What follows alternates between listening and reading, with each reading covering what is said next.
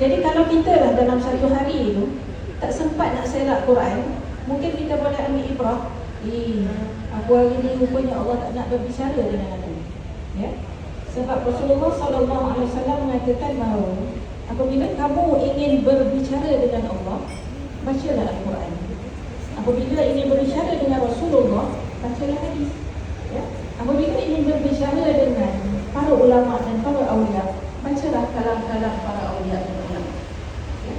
Jadi kita kena ambil kira bahawa kalau kita satu hari tak sempat baca walaupun satu muka, ya, walaupun satu baris, kita kena buat muhasabah.